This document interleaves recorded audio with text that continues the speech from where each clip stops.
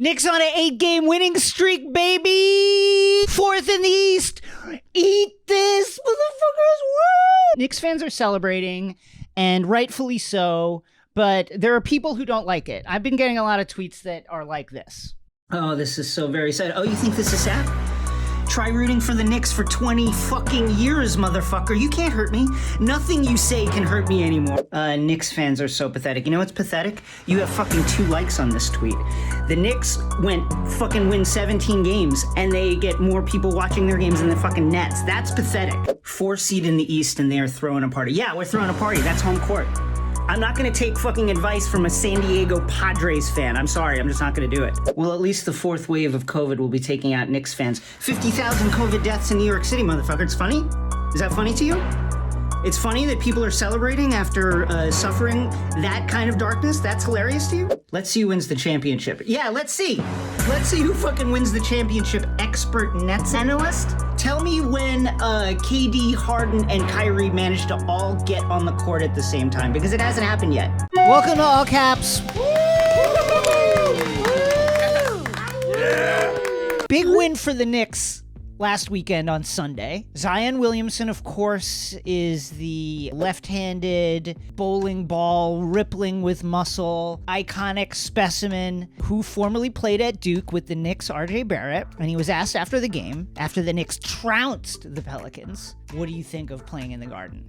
I mean, this atmosphere, you know, whether they're cheering for you, whether they're booing for you, it's amazing. Honestly, I think outside of New Orleans, obviously, I think this might be my favorite place to play outside of New Orleans. I can't even lie to you. First of all, outside of New Orleans, obviously, look at the smile. Look at how excited he is. We've seen this a million times, okay? LeBron James, I love New York, I'm wearing the Yankees hat. Various other players throughout the last 10, 15 years have flirted with New York many times. Nobody has come. Kevin Durant, it seemed like, was definitely coming. He moved his production company to New Jersey. So listen, this is all flirtation. I'm not thinking it's serious, but can I flirt? That's all it is. It's just a flirtation. It feels good. It's not serious. We're just flirting. I consider you to be a good friend, and I just want to make sure you don't fall. Hold on, Zion's coming. Because I've seen you get hurt before. Yeah, but I'm ready to be hurt again. What can I say? I'm ready to get hurt again. I'm ready for a player who maybe wants to switch teams to fucking ruin my life for months. I'm ready for that again. I don't give a shit when anybody says, nobody fucking wants to come to New York. I don't give a shit. I'm flirting right now. That's all. And it makes you feel good. I've said it all season. The Knicks just have to look like a normal team that can show that they have a basis for acting like a competent NBA franchise, and they're doing that, and they're winning, and they have Julius Randle and RJ Barrett, who are both very good players. Julius Randle playing at an all NBA level right now. And listen, maybe some players want to be a part of it. Maybe one of them is Zion. Oh. Hold on, I gotta take this. My grandma's hip has COVID. Okay, I gotta be back. I'll be back.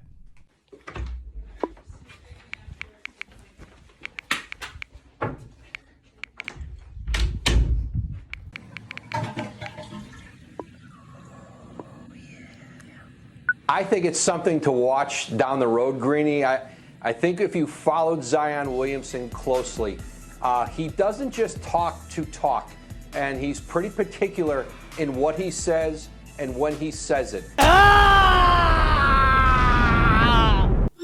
Let's go to the meat. And how meaty can it be? It's extremely meaty.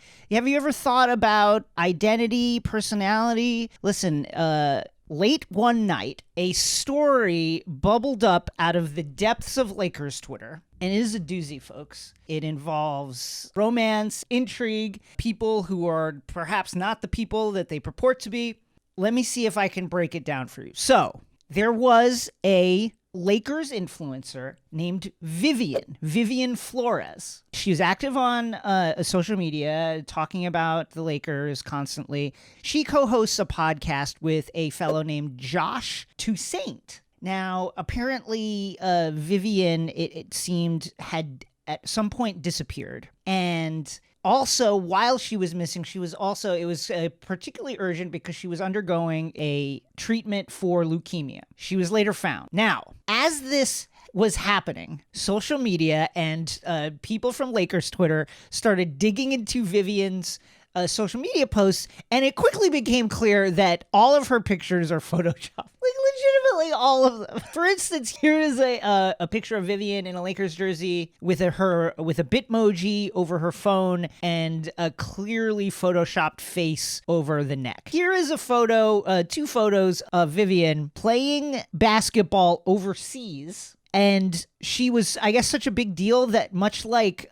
in Brazil, they had her first name on the back of the jersey, like Pelé, like the nickname instead of the family name. Vivian, meanwhile, took to the internet to strenuously defend herself. Y'all be on here hearing the side of the story of one guy and then automatically assume he is right about everything. I have people on here who can verify who I am. Then do it. Then fucking, where are they? Like, it's great. If you have them, then get them. Anyway, Josh would go on to say that, actually, listen, I am a victim of this catfish. I have been apparently hosting a podcast for a period of weeks, if not months, with a person who is not the person who I thought they were. Let's play a clip from the podcast. Patrick Claybon of the NFL Network. And let me just stop and say that again. Patrick Claybon of the NFL Network listened to the podcast and noted that the repartee, the conversation seems strangely stilted, and the voice also definitely does not sound like the voice of a early 20-something Latina. Needs to play, so obviously offense he's just going to fall and let me off, also add, and he's going to fall flat. Anthony Davis has So not we been just himself cannot this season, go for and that. Anthony Davis is... So that's all on night 1 of this. Wake up the next day, Vivian then posted this 2-second video of herself holding a paper on which is printed her name misspelled. Thank you. Thank you. We are joined now, and thank God we are, by entertainment reporter from the Daily Beast, Cheyenne Roundtree. Let's start here. Vivian. Is Vivian Josh? To my best of my knowledge, no. Like, he is absolutely, he said he's fractured by it. Like, he's so upset. He feels so hurt just because he's like in a relationship, he thinks, with this girl. And then to find out nationally that he's been essentially catfished. And, you know, he said that he was a recent college grad. He was hoping that he could turn this hobby to a full-time gig. And now he's like, that's completely been ruined because I'm associated with this big catfish saga. Now, he did co-host a podcast that went 3 episodes with this person who purported to be Vivian. How did that work? There was no money. Like, this was just purely a hobby. And so they recorded this podcast through this app called Anchor. Yeah. So they would just be sending voice clips back and forth.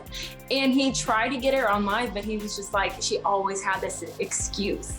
And so the Vivian account has a long history, over 10 years certainly, that it's been active. Is that correct? Yeah, so there's this guy that was interacting with her account back in, I believe, 2009. And he told me that he's a troll himself. And he's like, I discovered this was a catfish because she was actually using a South African Sports Illustrated model's picture that he happened to have a copy of in the next room. So he went, confirmed, and he's like, okay, I got your number, you're a catfish. And traced back the email to someone in India and said it would belong to a male account. Last thing, after about 24 hours, less than 24 hours of people adding Vivian saying, you know, show a video of yourself, and her responding to various people saying, like, I can't believe you believe all this, yada, yada, yada. She released a 2-second video. She released a 2-second video of herself holding a sign on which was printed her name misspelled. Any idea what the source of that was? And do you glean anything from the misspelling at all? I glean that it's not her. Like, I mean, I don't know who it is. I don't know if she paid someone that looked like her to, you know, say this. Yeah. I've never seen anything like it. And as soon as people said, oh, your name's misspelled, boom, gone. Yeah, that was it. Gone. Gone. Well, Cheyenne, thank you for coming on, and we look forward to checking back in with you should more details from this absolutely sordid tale emerge. Hopefully we get to the bottom of this because I need to know who Vivian is. I think we all do. Same here. First of all, let me just say this about Lakers Twitter, the Lakers official account. This reflects wonderfully on y'all. You were out here organizing, trying to find a member of what you thought was your extended fandom family and make sure that they were okay and in good health. And that is to be lauded. Congratulations to Lakers Twitter. You were taken advantage of, but you came through with flying colors, and congratulations to you. MVP debate. There is nothing that could more stoke violence amongst our NBA community like an MVP debate. So Steph Curry has been off the charts. 49 points versus Philly, 47 versus... He's averaging like over 40, over 50% shooting a game. He's taking 12 threes a game, and he's hitting like 50%. It's ridiculous. Is he the MVP? No. He's not. And I'm sorry like that he's having a great historic season, maybe the greatest statistical season that he's ever had. But the fucking Warriors are like in 10th place. He can't be the MVP, and I'm sorry. That's just how it works. And you know that. Well, what if the Warriors climb? They're in 8th place right now. Let's put some respect on their name, first of all. No. Russell Westbrook won the MVP when the Thunder finished in 6th place in 2016-17. Okay. He did average a triple-double, obviously. That's first triple-double averaged, right? Since Oscar Robinson in like 63, 64 or whatever it was. That was a historic event. That was historic. Which is not to say that this season is not weird and historic also, but as Jokic has been crushing it all season, he's been great. His advanced stats are incredible. His raw stats are incredible. His clutch stats are just like through the roof. Let's not besmirch the things that he has done, because Steph has been extremely hot over the past month. Plus, let's go to Lizard Man Skip Bayless. Here is Skip after eating a cricket and sunning himself on a rock, talking to Shannon Sharp on Undisputed. I've got Akeem, I've got Oscar, I got Dr. J. These are all better than Steph right here, right now. I've got David Robinson. You think not? No. Karl Malone, No. second all-time leading scorer. No. Right? Oh, stop it. No. I got Bill Walton. No!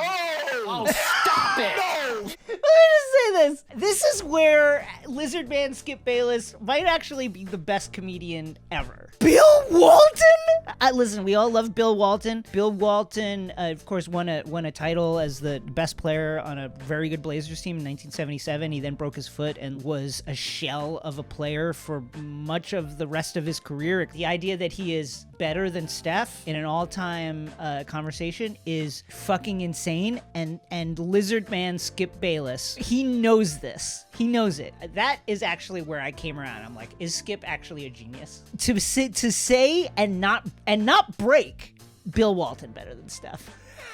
All Caps is brought to you by THERAGUN. Try THERAGUN for 30 days at only $199. Go to theragun.com/allcapsNBA right now to get your beautiful, sleek Generation 4 THERAGUN today. That's theragun.com/allcapsNBA, theragun.com/allcapsNBA.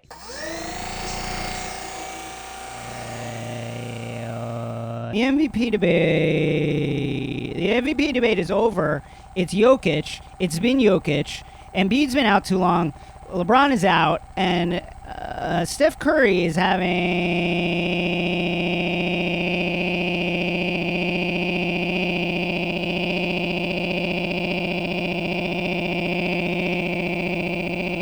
a historic season. Absolutely historic season. But the Warriors are just not good enough. They're not good enough. They're not. THERAGUN. Get yours today. Let's go to the scroll. Tyler Hero.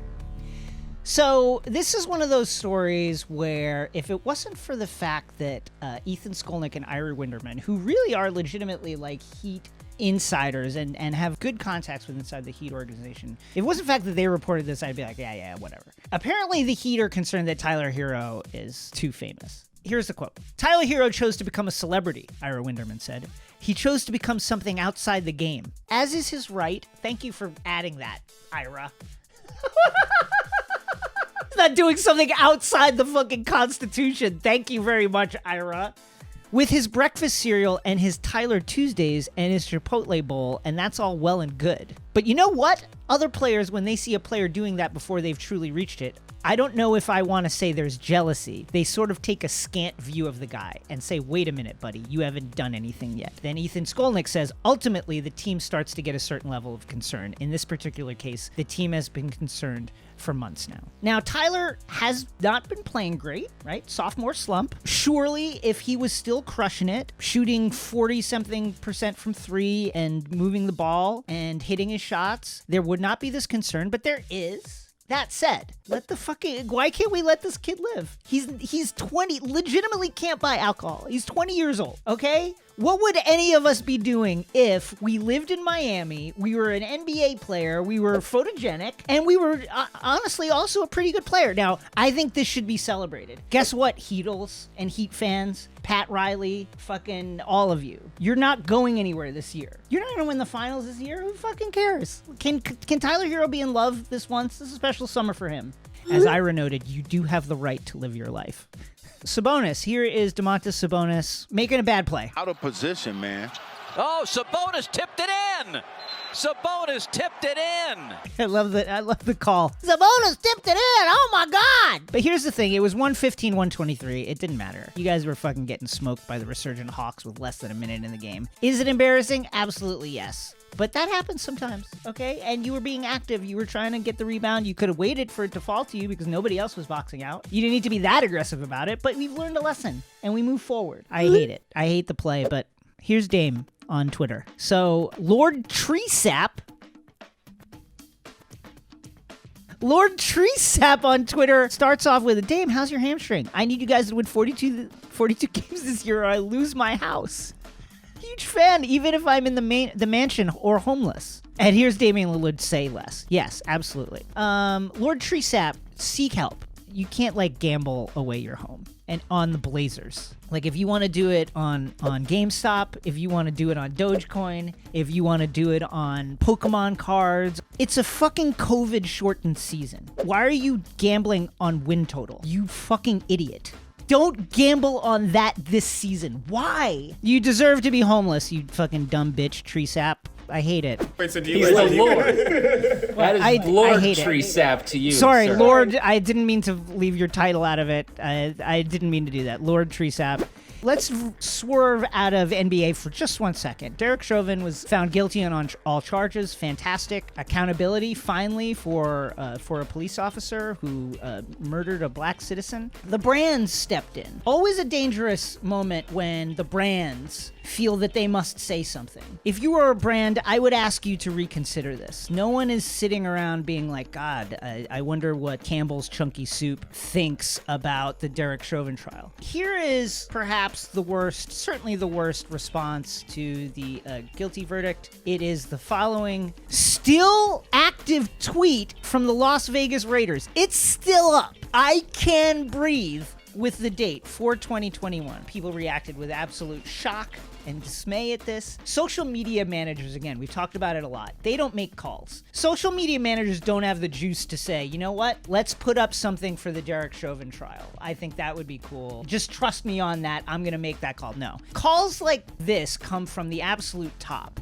And it would soon emerge that top, that weird, fuzzy, almost mold-like top, was Mark Davis, the near billionaire owner of the Las Vegas Raiders, a human being who looks like a dildo you buy at a carnival. Here is Mark Davis, who would later go on to say, oh, was that bad? Basically, oh, I didn't know that was going to be a bad thing to do. Why is the tweet still up? Could anybody have talked Mark Davis out of it? Let me just say this about why the tweet is still up. If you have several $100 million, you could do anything with that money to better yourself. And you decide to legitimately look like a circus-themed carrying case for a vibrator, no one can talk you out of anything. Mark Davis, on purpose, decides to look like this. I guarantee you no one can talk sense into this man. Here is Kevin Durant talking about the best 5 players that he ever played with.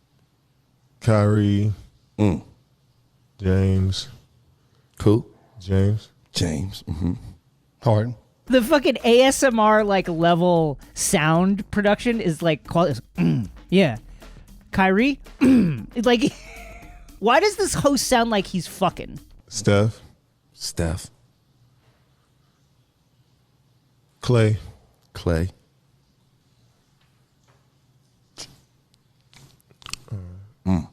Yeah. And I'm gonna go Serge Ibaka. Damn. His fucking voice breaks, which leads me to believe he was really like building up the courage to say Serge Ibaka right here. Like he knew. I thought somebody else was going to go Me into too. that I'm from just LA, listening. but that's so another story. I'm just. All right. So I forgot somebody. Yeah, to me, I thought you was going to say. I ain't even going. This Forgot game about like Russ. mine. I did forget about Russ. Russ would definitely be top 5. okay. So we I take a forgot. Serge Ibaka ass out of there. Definitely. Oh, because I was Get his ass about out. to say Kev. Yeah, I was tripping. That seems like a normal mistake. I've done that, like where you're put on the spot and you just forget something. That's like a great fear of mine. What if I did binge mode that was like, just say like list Harry Potter characters, Jason. Ron. Wait, did you say Ron? Yeah, Ron. Ron Weasley. Okay. Hermione. Probably Hermione. Hermione. Okay.